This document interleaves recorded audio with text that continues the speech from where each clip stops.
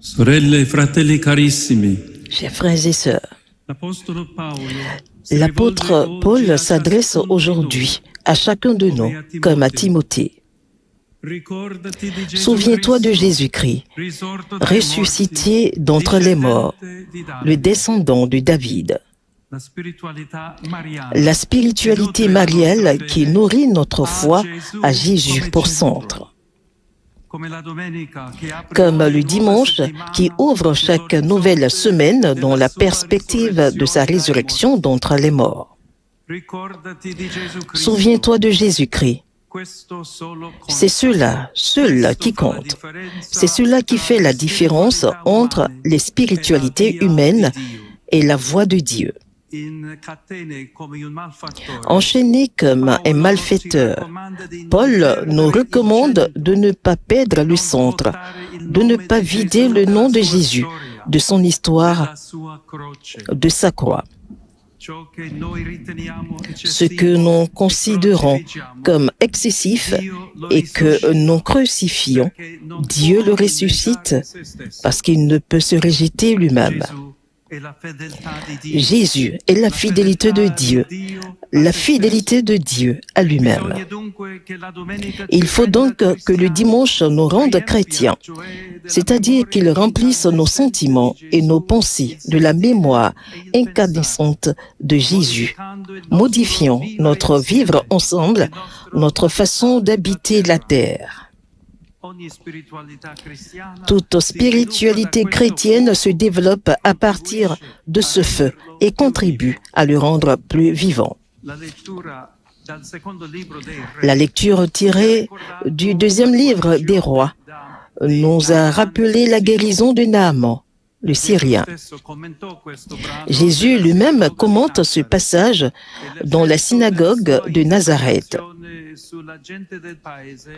Et l'effet de son interprétation sur les habitants de son pays fut déconcertant.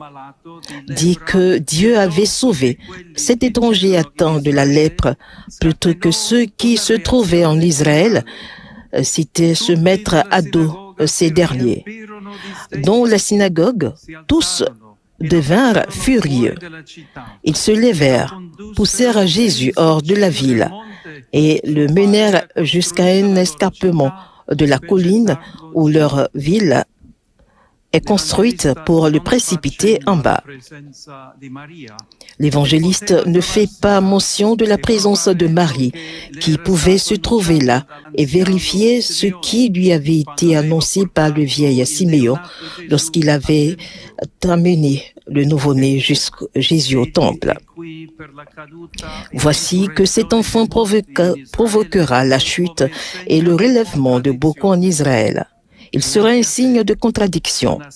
Et toi, ton âme sera traversée d'un glaive.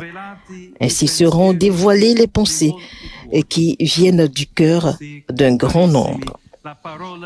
Oui, chers amis, elle est vivante, la parole de Dieu, énergétique et plus coupante qu'une épée à deux tranchants. Elle va jusqu'au point de partager de l'âme et de l'esprit, des jonctures et des moelles. Elle juge les intentions et des pensées du cœur. Ainsi, le pape François a vu à son tour dans l'histoire de Naaman le Syrien une parole pénétrante et accueillante pour la vie de l'Église. S'adressant à la curie romaine, il a déclaré que cet homme est contraint de vivre avec un terrible drame. Il est lépreux. Son armure, celle-là même qui lui apporte la gloire, recouvre en réalité une humanité fragile, blessée, malade. Nous trouvons souvent cette contradiction dans nos propres vies. Parfois, les grands dons sont une armure qui couvre de grandes fragilités. Si Naaman s'était contenté de continuer à accumuler des médailles pour les mettre sur son armure, il aurait fini par être dévoré par la lèpre.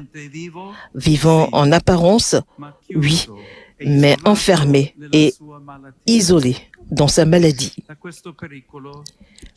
Jésus nous libère de ce danger, lui qui ne porte pas d'armure, mais qui naît et meurt nu, lui qui offre son don, sans forcer les lépreux guéris à le reconnaître.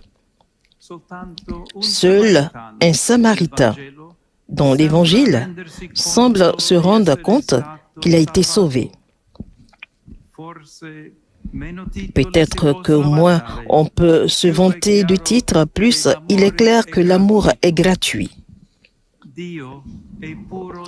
Dieu est pur don, pure grâce.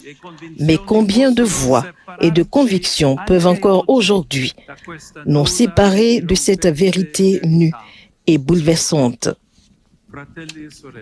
Frères et sœurs, la spiritualité mariale est au service de l'Évangile. Elle en révèle la simplicité. L'affection pour Marie de Nazareth fait de nous, avec elle, des disciples de Jésus. Elle nous apprend à revenir vers lui, à méditer et à relier les événements de la vie dans lesquels le ressuscité nous invite encore et nous appelle. La spiritualité mariale nous plonge dans l'histoire sur laquelle le ciel s'est ouvert. Elle nous aide à voir les superbes dispersés par les pensées de leur cœur, les puissants renversés de leur trône, les riches renvoyés les mains vides. Elle nous engage à combler de bien les affamés, à élever les humbles, à nous souvenir de la miséricorde de Dieu et à avoir confiance en la puissance de son bras.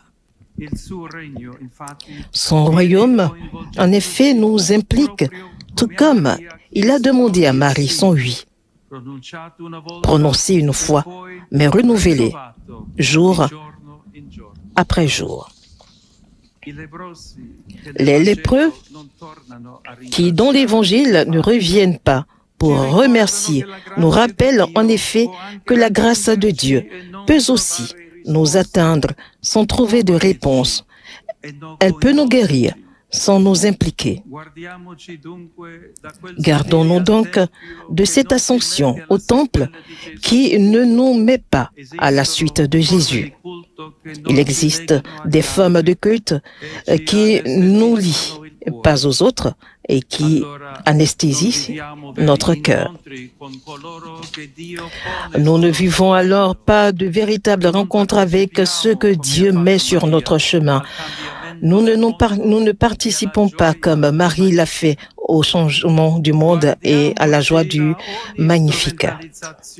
Gardons-nous de toute instrumentalisation de la foi qui risque de transformer les différents, souvent les pauvres, en ennemis, en lépreux, et à éviter et à rejeter. Le chemin de Marie est à la suite de Jésus, et celui de Jésus va vers chaque être humain, en particulier ceux qui sont pauvres, blessés, pécheurs. C'est pourquoi la spiritualité mariale authentique rend actuelle dans l'Église la tendresse de Dieu, sa maternité. Car, comme nous le lisons dans l'exhortation apostolique Evangelii Gaudium, chaque fois que nous regardons Marie, nous voulons croire en la force révolutionnaire de la tendresse et de l'affection.